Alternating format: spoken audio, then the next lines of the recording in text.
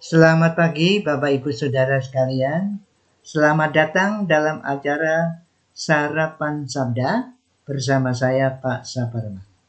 Sarapan kita pada pagi hari ini diambil dari Matius 3. Matius 3 mulai ayat yang pertama. Kita sudah memperhatikan ayat 1 dan 2 kemarin.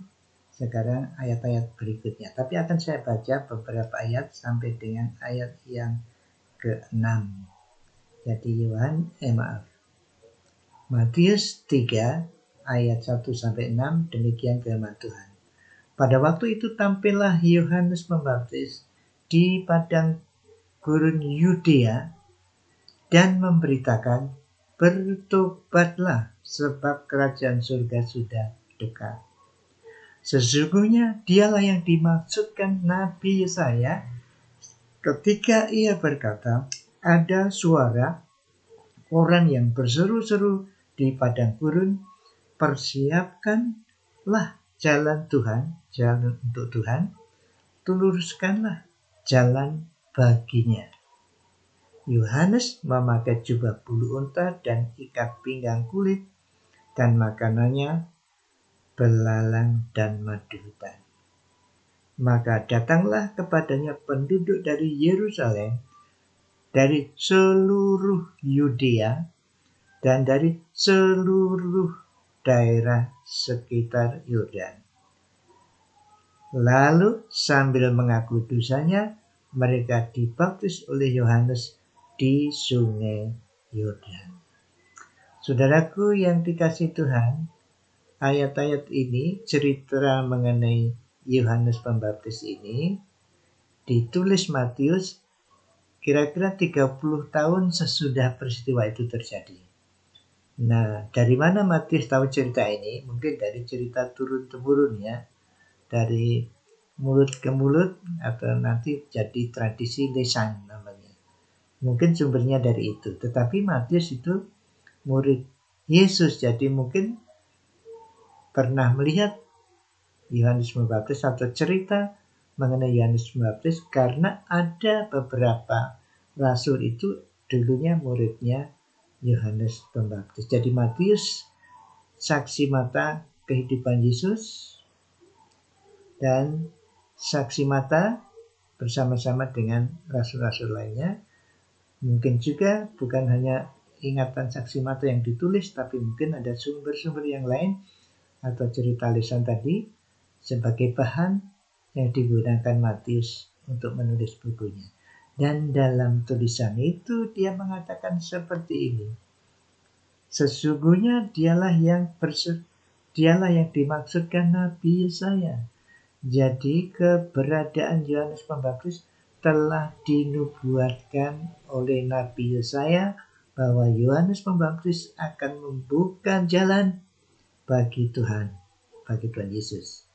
Akan meluruskan jalan baginya sehingga Tuhan Yesus sudah punya sebetulnya orang-orang yang siap untuk menjadi muridnya. Karena sudah dipersiapkan oleh Yohanes Pembaptis. Kalau Bapak Ibu membaca kitab Lukas, di sana ada waktu Maria mengunjungi Elizabeth mengandung, kemudian dalam kandungan itu Yohanes Pembaptis menyambut Yesus, melunjak ya gitu. Jadi dalam kandungan sudah kenal ini ya. Sudah kenal siapa Yesus sehingga dia memperkenalkan Yesus nanti kepada umat ya. Di dalam kitab Yohanes ada perkataan seperti ini. Jadi kepada murid-muridnya Yohanes Pembaptis mengatakan, inilah anak domba Allah yang mengangkut dosa dunia.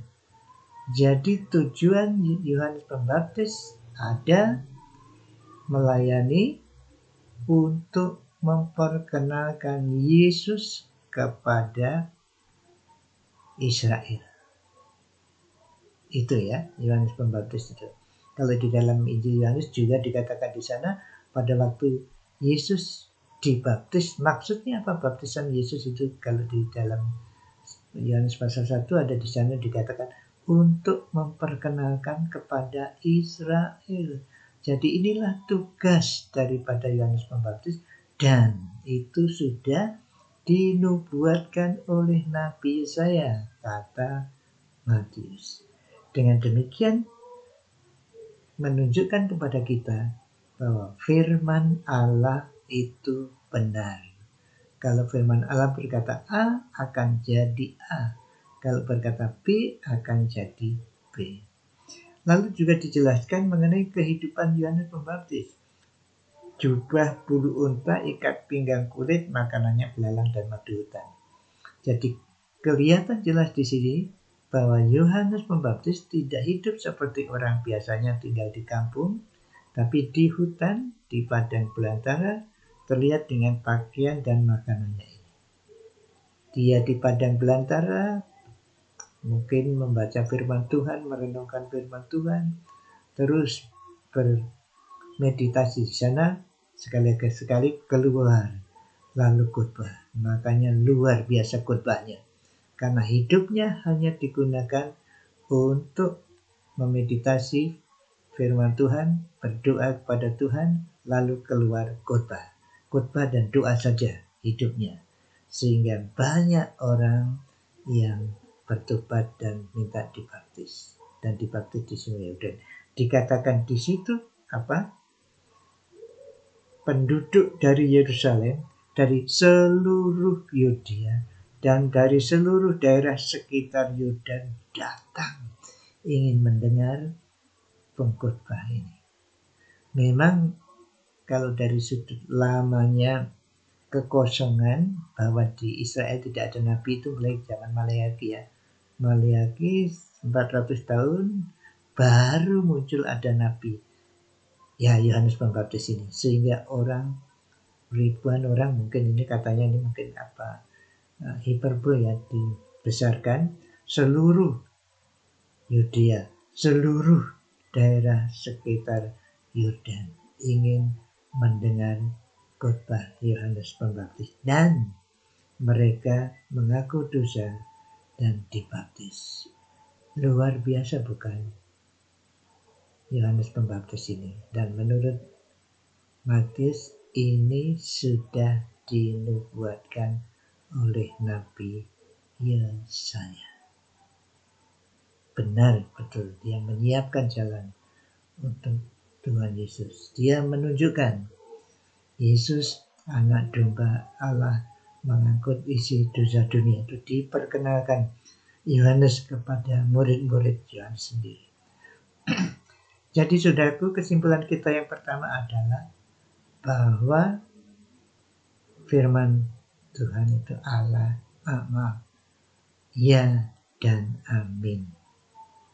Patut kita merenungkan firman Tuhan dan mendapat kebenaran, lalu kita melakukan, bertindak, berpikir sesuai dengan firman Tuhan, karena firman Tuhan ya dan amin.